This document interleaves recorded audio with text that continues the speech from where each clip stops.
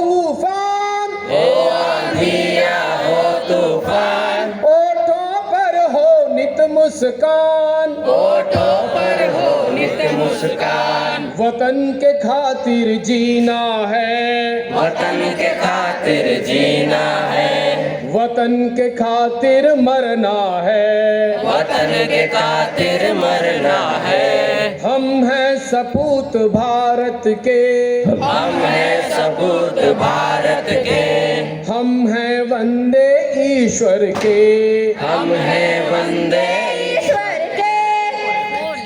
हम आगे भी गीत गाएंगे युवा केंद्र के जिला समन्वयक महोदय से कि आप बच्चों को लेके एक बार काशी हिंदू विश्वविद्यालय कैंपस में जरूर आएं, बीएचयू के कैंपस में जरूर आएं और आपका हम स्वागत करेंगे। वहां पर सारे बच्चों का हम अभिवादन करेंगे, आपका वहां पर स्वागत करेंगे। हमारे विश्वविद्यालय कैंपस में बहुत सारी ऐसी चीजें हैं जिसे आपको देखना चाहिए। उसमें एक है भारत कला केंद्र। भारत कला केंद्र एक ऐसा संस्थान है, ऐसी जगह है कि वहाँ पर आपको बहुत सारी चीज़ें मिलेंगी। एक तरह से वो संग्रहालय है। एक दूसरा कि हमारे विश्वविद्यालय का जो पुस्तकालय है, आप सभी विद्यार्थी हैं, कुछ हो सकता है एक्चुअली नेहरू युवा केंद्र जो संगठन है वो यूजुअली ऐसे युवकों का है जो ग्रामीण क्षेत्र में रहते हैं और विद्यालय महाविद्यालय से जुड़े नहीं हैं, क्योंकि महाविद्यालय विद्यालय वालों के लिए तो एनएसएस है, राष्ट्रीय सेवा योजना है, तो एनएवाई के उनके लिए, लेकिन आपके लिए भी लाइब्रेरी जानना चाहिए। ठीक है, तो अगर आप हमारे यहाँ आएंगे तो हम आपको एक लाइब्रेरी दिखाएंगे और वो दुनिया का सबसे बड़ा लाइब्रेरी है, सैयाजी गायकवाड़ लाइब्रेरी, बहुत खूबसूरत है। वहाँ आके आपको बहुत बहुत मजा आएगा। उसके बाद हमारा आईआईटी है, इंडियन इंस्टीट्यूट ऑफ टेक्नोलॉजी। पहले वो इंजीनियरिंग कॉलेज था, अब वो आईआईटी हो गया है, इंडियन इंस्टीट्यूट ऑफ टेक्नोलॉजी। और भारत के आईआईटी में जो बहुत सारे आईआईटी हैं उनमें से एक महत्वपूर्ण स्थान रखता है बनारस हिंदू यूनिवर्सिटी का आईआईटी। इसके अलावा हमारे यहाँ 5 इंस्टीट्यूट हैं। इंस्टीट्यूट ऑफ मेडिकल साइंस आप सभी जानते हैं, पूर्वोत्तर का ये जो पूरा भारत है, चाहे वो मध्य प्रदेश, उड़ीसा और ये सब, वहाँ के पेशेंट्स हमारे यहाँ आते हैं, नेपाल के पेशेंट्स हमारे यहाँ आते हैं और बहुत बड़ा संस्थान है। प्रतिदिन कुछ नहीं तो 50,000 से ज़्यादा मरीजों की देखभाल वहाँ होती है। Institute of medical science. अभी हमारे यहाँ एक बड़ा कैंसर इंस्टीट्यूट भी बना है होमी भाभा के नाम पे, वो भी वहाँ पे है। इसके बाद इंस्टीट्यूट ऑफ मैनेजमेंट साइंस हमारे यहाँ, इंस्टीट्यूट ऑफ एग्रीकल्चर साइंस है और 124 हमारे यहाँ फैकल्टी और विभाग है। कुल मिला के हमारा जो विश्वविद्यालय का क्षेत्र है 17,000 स्क्वायर में कह रहा हूँ, उसमें हमारा विश्वविद्यालय है। तो हम चाहेंगे कि आप अपने समन्वयक महोदय के साथ, अपने अन्य अधिकारियों के साथ, जो आपके ऑफिसर्स आए हैं आपके साथ, आप विश्वविद्यालय परिसर में आइए, आपका हम स्वागत करेंगे, अभिवादन करेंगे और आपके साथ हम सब चाय पिएंगे। चलिए, ये जो शिविर है इसका 16वां एपिसोड में आप आए हैं। इसके कई एपिसोड्स का आयोजन हमने स्वयं किया। तब मैं राष्ट्रीय सेवा योजना का कार्यक्रम समन्वयक था बनारस हिंदू यूनिवर्सिटी का, और हमने यहाँ पर निखिल जी नेहरू युवा केंद्र के ऑफिसर थे, तो ये कार्यक्रम हमने विश्वविद्यालय में किया था और हम वहाँ आपको अपने छात्रावास में रखकर हमने वहाँ पर हमारे कृषि विज्ञान केंद्र का बहुत बड़ा हॉल है, वहाँ पर कार्यक्रम किया था। लेकिन चूँकि संसाधन कम होता है, पैसे कम देती है सरकार, तो थोड़ा मुश्किल होता है, इसलिए आपको यहाँ पर रखा गया है। और इसके पहले पिछली बार किसी और कॉलेज में ये कार्यक्रम हुआ था, जिसका ज्ञान शायद आप लोगों को होगा, अगर आप फोटो देखेंगे तो 15वें इसमें भी हुआ था। ऐसे कार्यक्रमों का मूल उद्देश्य यही है, जैसा कि हमें बताया गया है, आप सब उन क्षेत्रों से आते हैं जहाँ विद्यालय नहीं है, जहाँ स्वास्थ्य केंद्र नहीं है, जहाँ आपके लिए खेलने का संसाधन नहीं है, जहाँ आपके पलने बढ़ने और आगे बढ़ने का संसाधन नहीं है।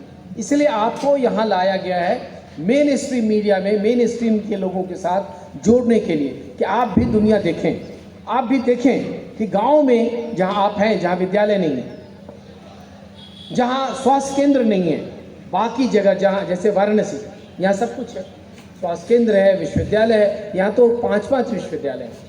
कोई बता सकता है यहाँ कौन कौन सा विश्वविद्यालय है बनारस हिंदू यूनिवर्सिटी के अलावा?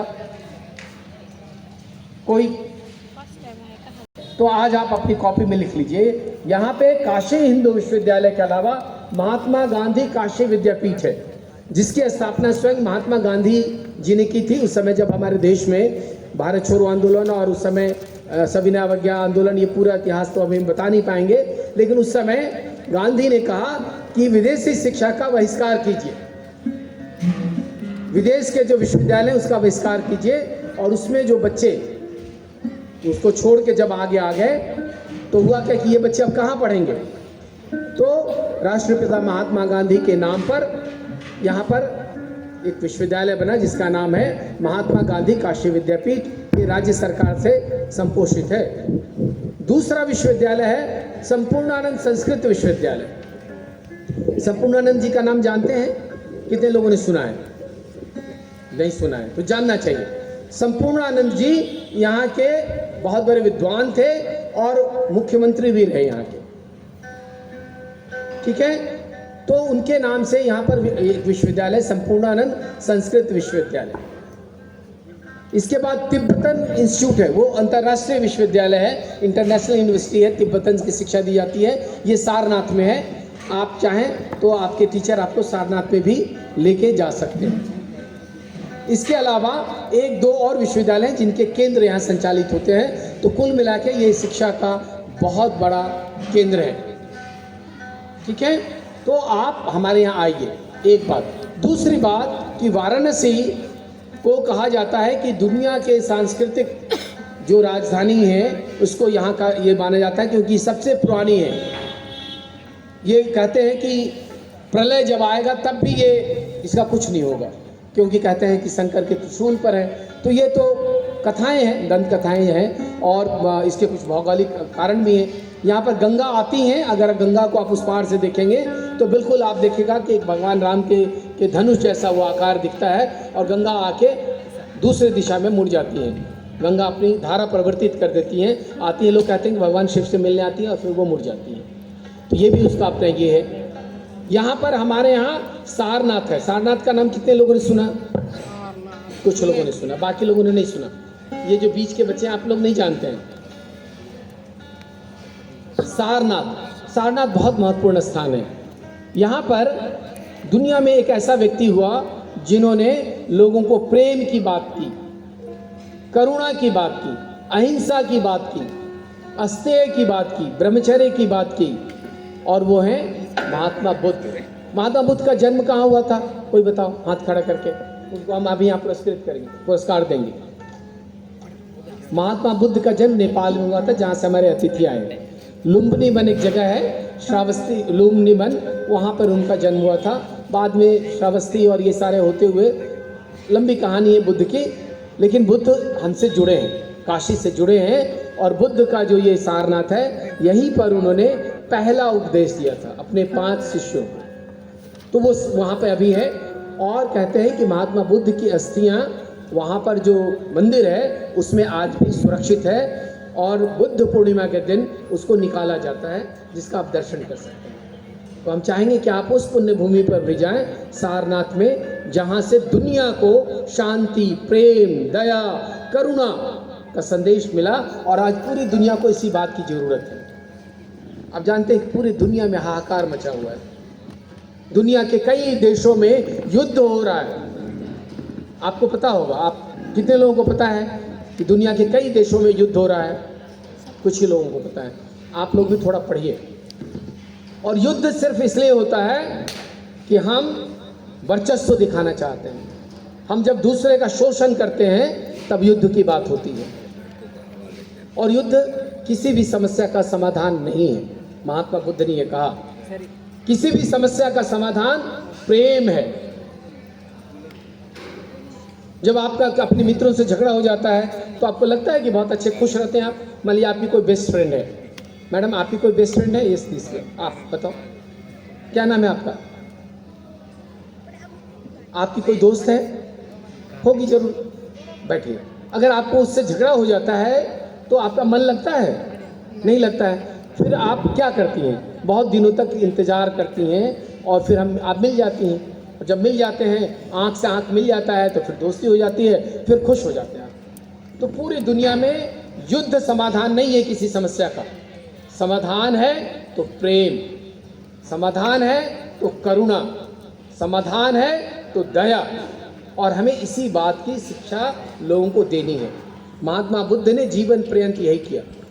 महावीर की धरती है, महावीर का भी वहाँ पर एक मंदिर है, जैन धर्म का एक मंदिर है सारनाथ में। अगर आपको सारनाथ ले जाया जाए तो आप वहाँ पर देखेंगे।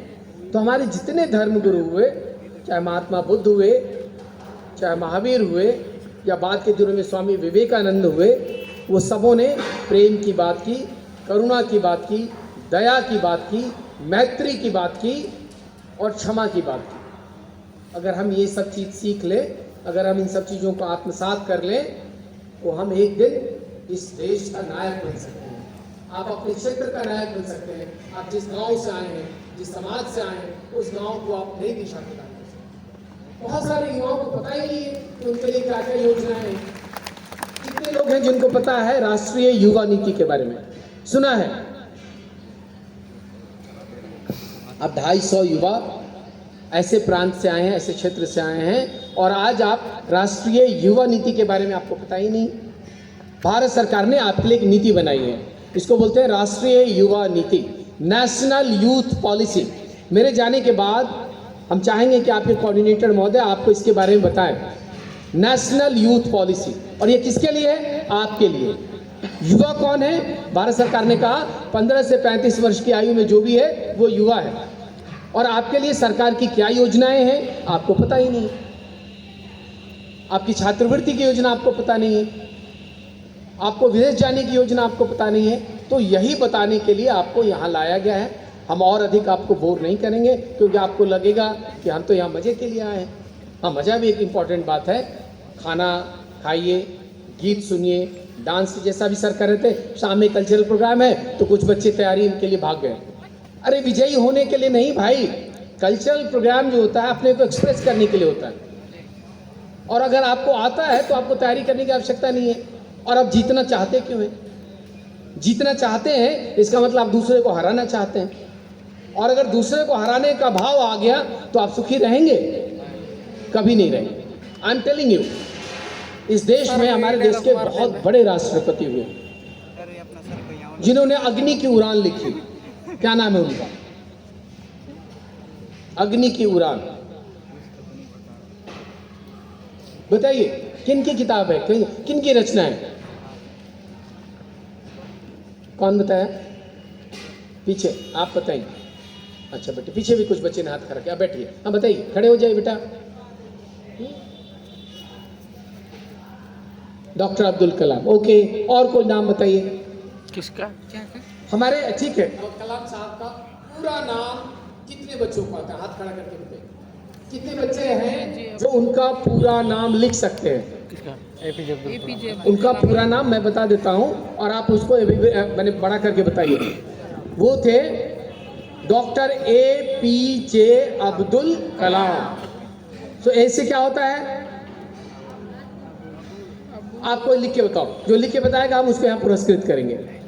APJ अब्दुल कलाम। जिनको आता है वो लिखें और हमें दिखाएं। अब्दुल कलाम साहब ने विंग्स ऑफ फायर अंग्रेजी में किताब लिखी, बाद में उसको हिंदी में कर दिया गया अग्नि की उड़ान। उस किताब को पढ़िए और हम चाहेंगे कि अग्नि की उड़ान की कॉपियां आपको दी जाए, हिंदी में आपके बीच रखी जाए, वितरित की जाए। जो पढ़ सकते हैं उसको पढ़िए और पढ़ना ही चाहिए। अगर आपने अपने जीवन में कुछ लक्ष्य रखा है, कुछ बनने की तमन्ना है, बनने की चाहत है, और कुछ नहीं तो अपने गांव का आप नेता ही बन जाइए, अपने गांव का लीडर बन जाइए, अपने गांव का मुखिया बन जाइए और मुखिया बन के सरकार की योजनाओं को लोगों तक पहुंचाइए। अपने गांव में एक हॉस्पिटल खुलवाइए, एक पुस्तकालय खुलवाइए। हमारे साथ पंडित रामानंद तिवारी जी हैं, अभी कल मैं उनके साथ एक कार्यक्रम में था। अगर गूगल वगैरह आप सब जानते ही हैं, जान गए कि सोशल मीडिया के युग में हर के पास मोबाइल है। कितने लोगों के पास मोबाइल नहीं है? सिर्फ 3 लोगों के पास मोबाइल नहीं है, बाकी सबके पास मोबाइल है। तो आपके पास डाटा पैक भी होगा। नहीं है मेरे पास। और डाटा पैक सिर्फ वो किस्से कहानी देखने के लिए नहीं है, लड़कियों और लड़कों का फोटो देखने के लिए नहीं है। उसका उपयोग अपने संवर्धन के लिए करिए। उसमें डालेंगे पंडित रामानंद तिवारी पिलग्रिम्स, उनका प्रकाशन है और वो दुर्गा कुंड में है। कल मेरी बात हो रही थी, वो चाहते हैं कि भारत के हर गांव में एक पुस्तकालय हो। अगर आप चाहते हैं कि आपके गांव में पुस्तकालय हो तो आप अपना नाम, अपना पता, अपना पत्राचार का पता यहाँ छोड़ के जाइएगा। हम लोग रामानंद तिवारी जी के साथ आपके यहाँ आएंगे और आपके गांव में पुस्तकालय खोलेंगे। और जब पुस्तकालय खुलेगा तो आप सब संगठित होंगे, पढ़ेंगे, आगे बढ़ेंगे। हमारे यहाँ एक नारा लगा था, पढ़ेगी बेटी पढ़ेगी बेटी। इधर की बेटी बढ़ना नहीं चाहती है, नारा है पढ़ेगी बेटी तो बढ़ेगी बेटी। तो मैं बोलूँगा पढ़ेगी बेटी, आप बोलिए बढ़ेगी बेटी, पढ़ेगी बेटी पढ़ेगी बेटी। और ऐसा नहीं कि सिर्फ बेटियाँ ही पढ़ेंगी, बेटे भी पढ़ेंगे। वो पीछे से परेशान हो गया, कहने लगा सर हम लोग भी पढ़ेंगे। और जब आप कहेंगे पढ़ेगा बेटा तो बढ़ेगा भारत, और जब हम दोनों पढ़ेंगे सब मिलके आगे बढ़ जाएंगे। ठीक है, बहुत समय नहीं लूँगा क्योंकि मेरे विश्वविद्यालय में एक बहुत आवश्यक बैठक है। मैं सिर्फ और 2-3 बातें कह के कि आप जहाँ भी हैं, जो भी हैं, जितनी क्षमता है आप उसका उपयोग करिए।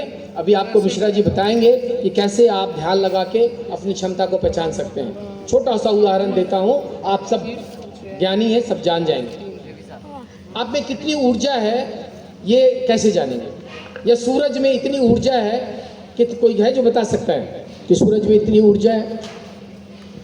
एक कागज़ का टुकड़ा लीजिए और ये सूरज के आगे छोड़ दीजिए किसी फील्ड में, क्या होगा? कागज़ का टुकड़ा अगर फाड़ के फेंक दीजिए फील्ड में तो क्या होगा? क्या होगा? कुछ जल जाएगा। सूरज में कागज़ का टुकड़ा, जब बहुत सारे कागज़ के टुकड़े पड़े फील्ड में, कहाँ जल रहा है? नहीं जलेगा। जल जाएगा, मैंने तो नहीं। जल जाएगा क्या सर? क्या जल जाएगा? वो उड़ेगा, इधर उधर होगा, बारिश होगी, गीला वाला होके कार्यक्रम खत्म। लेकिन आप कह रही हैं ना जल जाएगा, वो कब जलेगा? कब जलेगा? जब आप लेंस समझते हैं ना? Yes sir. फिजिक्स के विद्यार्थी अगर हैं तो आप जानते होंगे, लेंस लेके, कौन सा लेंस? लेंस का नाम बताइए, कौन सा लेंस? उत्तल लेंस। लेंस कितने तरीके का होता है? 2। Very good. कौन? अवतल लेंस। कौन बताया? अच्छा, अवतल लेंस और उत्तल लेंस। तो अवतल लेंस को छू के आप बता सकते हैं कि अवतल है? हाँ बता सकते हैं। उसका जो है पेट अंदर की ओर धंसा होगा, उत्तल का उभरा होगा।